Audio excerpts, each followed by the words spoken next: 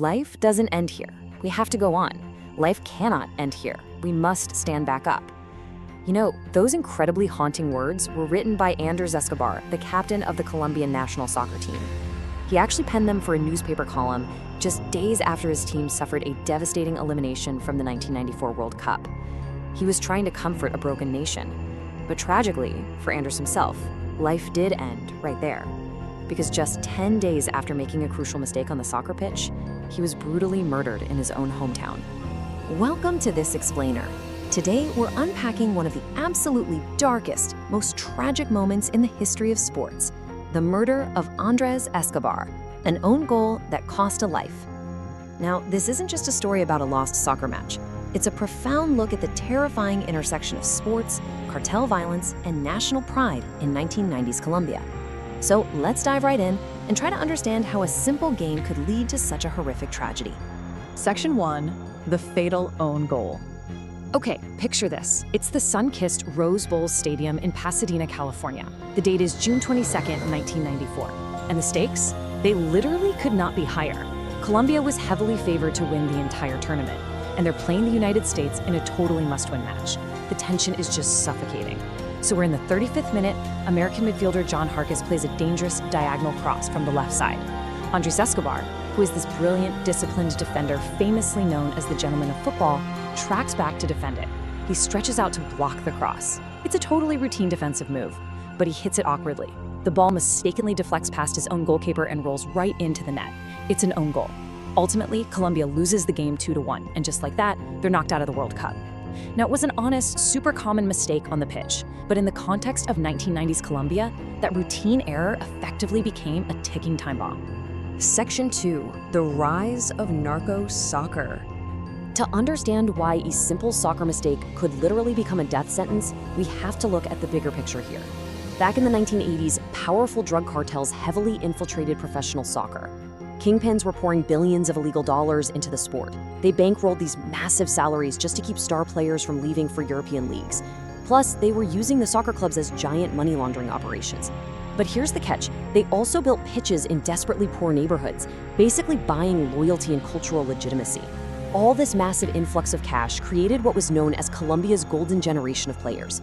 Soccer was no longer just a game. It was entirely entangled with the violent underworld of narco-trafficking. Section 3, a city in chaos. To really grasp the duality of Colombia at this time, we only need to look at two men who shared a very famous last name, but who honestly could not have been more different. And for the record, they weren't related at all. First, you have Pablo Escobar. He was the notorious boss of the Medellin cartel. His entire empire was built on violence, drug trafficking, bombings, political assassinations. He essentially held the whole country hostage. And then, on the exact opposite side, we have Andrés Escobar, the gentleman of football. He was highly disciplined, deeply religious, and he actually viewed soccer as a school of life, to teach tolerance and peace. Andrés actively wanted soccer to be the peaceful alternative to the violence that was completely tearing his country apart. So let's look at how this timeline played out. In 1989, Andrés' team, Atlético Nacional, which was bankrolled by Pablo Escobar, wins the Copa Libertadores, South America's biggest club tournament. By mid-1993, the national team is looking absolutely unstoppable. They famously thrashed Argentina 5-0 in Buenos Aires to qualify for the World Cup. It's a massive high. But then, in December 1993, Pablo Escobar is killed by authorities. Now, you might think this would finally bring peace, right? Actually, scratch that.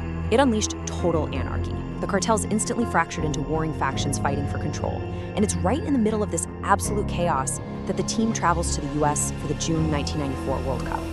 To really put that chaos into perspective, consider this staggering number, 380. That was the murder rate per 100,000 inhabitants in Medellin during this period.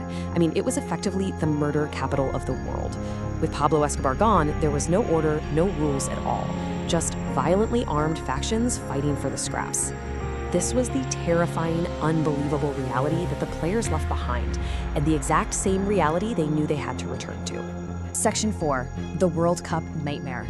So, the Colombian team arrives in the US as heavy favorites. Legends like Pelé were actually picking them to reach the semifinals, but man, they were playing under a crushing weight. While in their US hotel, their TVs were literally hacked to display threatening messages. The manager received faxed death threats, warning that if a specific player took the field, the entire squad would be murdered. Meanwhile, back in Medellin, the infant son of a defender was kidnapped, thankfully returned later, but still. After a loss, another player learned his brother had been killed in a car crash. The players were completely paralyzed by fear. Powerful cartel bosses were losing massive amounts of money betting on these games, and the players absolutely knew that failure carried a very real, deadly consequence. The sheer terror directly contributed to their poor performance on the pitch. Section 5. Murder in Medellin. Following their disastrous loss to the US and early elimination, Andrés received a lot of warnings from friends, family, and his manager. They all told him to stay out of the public eye, but he made the incredibly brave, yet ultimately fatal, decision to face his critics back home. He strongly believed he needed to show his face to his people. So in the early hours of July 2nd, 1994, Andrés went out to the El Indio nightclub in Medellin. Out in the parking lot, he was confronted by a group of men who started taunting him about the own goal. Andrés, who was just sitting in his car, tried to reason with them. He kept insisting it was an honest mistake, but the situation escalated quickly. One of the men drew a pistol and fired 6 bullets right into Andrés Escobar's back. According to witnesses at the scene, the killer shouted "goal" with every single shot. Andrés was rushed to the hospital, but he died just 45 minutes later. He was only 27 years old. A gambling syndicate's blind anger had ended his life. And the aftermath? It was just a stark, heartbreaking display of injustice. The man who actually pulled the trigger was Humberto Muñoz Castro. He was a driver and bodyguard for the Galán brothers, these powerful cartel bosses who had allegedly lost heavily betting on the World Cup. Muñoz was originally sentenced to 43 years, but he ended up serving only 11. Meanwhile, the Galán brothers, despite the widespread belief that they were the ones who ordered the killing and paid millions to cover it up, they served absolutely 0 time for the murder itself. They just walked free, completely shielded by their money and power. Section 6, a legacy beyond the pitch. When it came time for his funeral, more than 100,000 mourners attended. The entire country was heartbroken. But, amazingly, out of that profound tragedy, a really powerful movement was born. You see, the shocking death of the gentleman of football deeply affected a sociologist named Jürgen Griesbeck.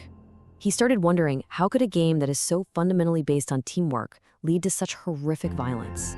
So directly inspired by Andrés' tragedy, he created a program in Medellin called Fútbol por la Paz, or Football for Peace. And this incredible initiative eventually evolved into the massive global movement that we know today as Football 3. This methodology is a real game changer because it completely reimagines soccer to actively counter street violence. For example, matches are played totally without referees. The players have to step up and resolve disputes themselves. It heavily emphasizes having an open dialogue before, during, and after the game. It actively promotes gender equality, and its core focus is entirely on teaching peaceful conflict resolution. In a way, this program takes Andrés Escobar's deeply held belief that soccer is a school of life to teach values and tolerance, and puts it into active daily practice all across the world. Which brings us to a final, pretty provocative thought for you to ponder. If a simple game can become so twisted by violence and corruption that it costs a good man his life, can that very same game also be the key to teaching peace, resolving conflict, and maybe even saving a nation? Andrés Escobar certainly believed it could. And honestly, his legacy continues to test that theory on pitches all over the world today. Thank you so much for joining me for this explainer. Keep learning, keep questioning, and I'll see you next time.